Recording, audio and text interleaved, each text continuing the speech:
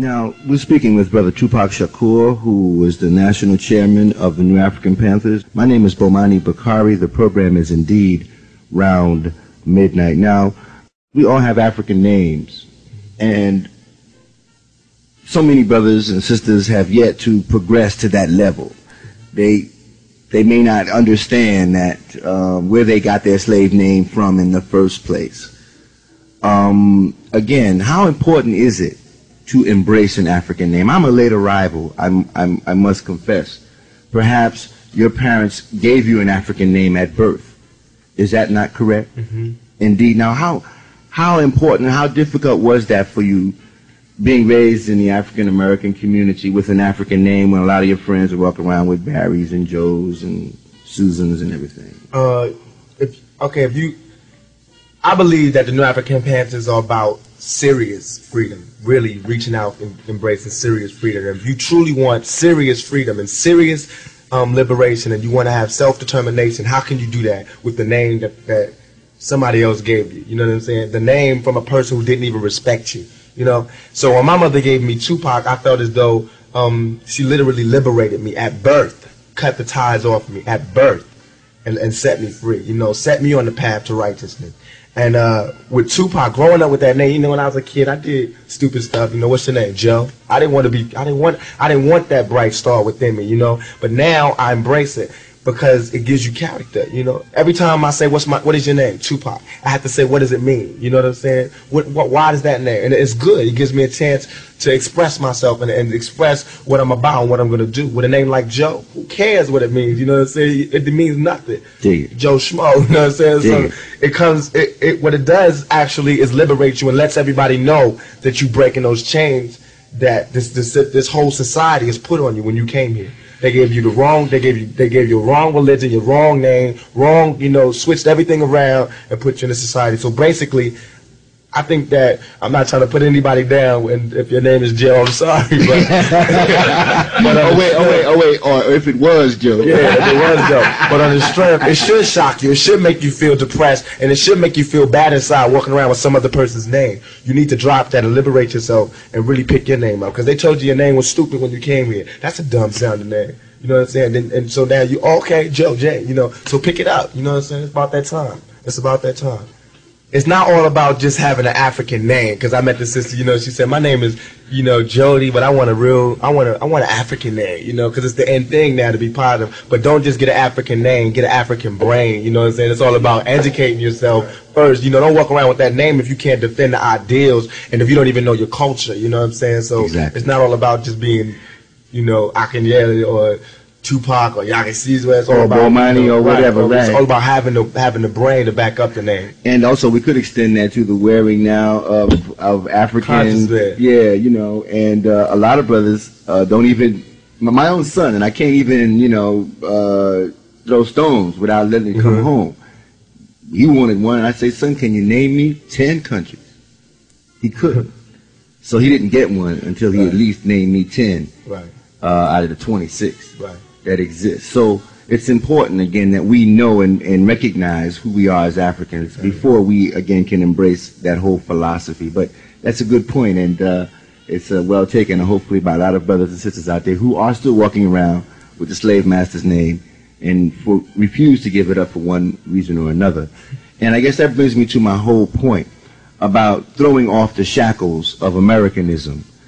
As young brothers, how have you managed to do that? I mean, you see, the society has said that you all are crackheads, that you all are baby makers, that you all are criminals and felons, and gang banging and wilding, and whatever part of the country that we find our brothers and sisters in, there's a negative connotation.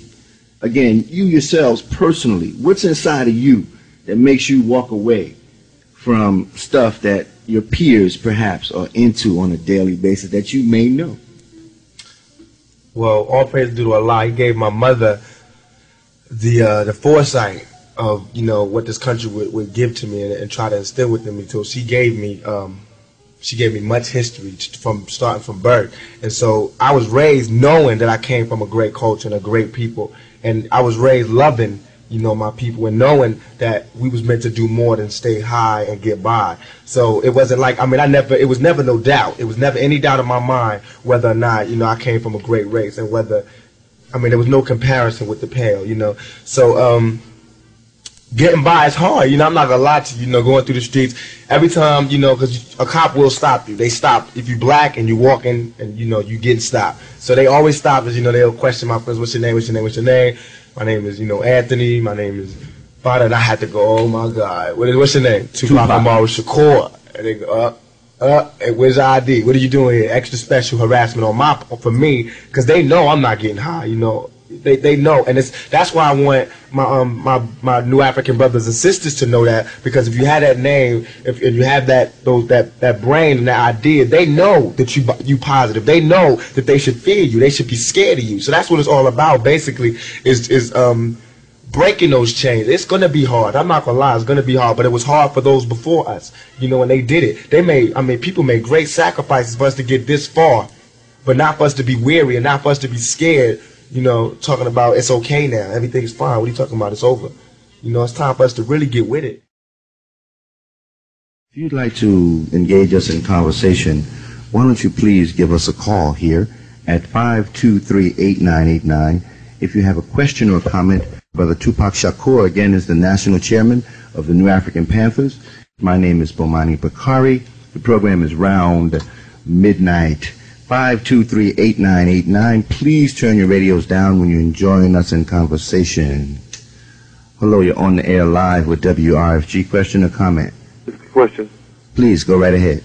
Yes, I'm a brother, and I've been listening to a lot of movement speeches on the RBG station, and I'd like to know, you know, how can I get involved in this black what is the Panther movement? New Afrikan Pantherz. Yes, brother, you talk about the New Afrikan Pantherz? New Afrikan Panther, I'm sorry. That's okay. We're having a meeting tomorrow at 3 o'clock at Woodrow's Library, room 302, and we would really appreciate it if you could come, and you'll learn a lot just from being there. Hello, you're on the air live with WRFG. Question or comment? What does it take to be a Black Panther? Okay, to be a New Afrikan Panther, well, you have to be between the ages of 13 and 25, and it just takes for you to be willing to read and learn about your history and to sacrifice some of the negative things that you may or may not have been doing in your slave existence. Oh, okay. Okay. Hello, you're on the air live with WRFG. Question or comment? Yes, I have a question to ask. Yes. I'd like to commend you brothers also for your work that you're doing. Thank you. And secondly, I'd just like you to briefly maybe say something about the Black Panthers of the 60s, and therefore, and then tell if you're progressing from that, if there's any changes that you're making from the Black Panthers then, and what you all plan to do soon. Okay. Well, the Black Panthers from the 60s, those were my heroes. Those are all. My mother was a Panther. My stepfather, you know, most of my family, uncles were in the Panthers. And what we're trying to do as Panthers is have start earlier, first of all, and start by education first as a means of self-defense. Okay. And then move on from there. Okay.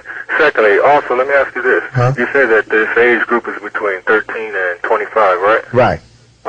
After someone's 25, 26 years old, what is their role then? Okay, well, our parent organization is called the New African People's Organization, and they're the ones who really, like, they help to guide us, and you would fall right into their age limit.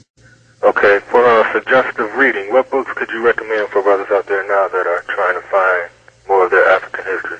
The autobiography of Malcolm X, Part of My Soul by Winnie Mandela, and the newspaper's called By Any Means Necessary. And could this brother necessarily come to tomorrow afternoon's meeting? Definitely. I'll be there tomorrow at 3. All right, I'll be looking forward to you. There it is. Okay, thank you for calling, my brother, and participating. Okay. Okay, free to land. What's really great, I hear a lot of young people calling us up tonight for the first time, and that's really good news to me. Yes, indeed, That's brother. on the strength. Hello, you're on the air live with WRFG. Question or comment? Question. Please. Well, first of all, I'd like to commend the brothers for what they're trying to do, because our youth definitely needs some direction out there. Then my question is, what role do the sisters play in this organization? I see you have 2 brothers on there. Are there any sisters that are in the organization, and how do they see the role of young sisters in the struggle?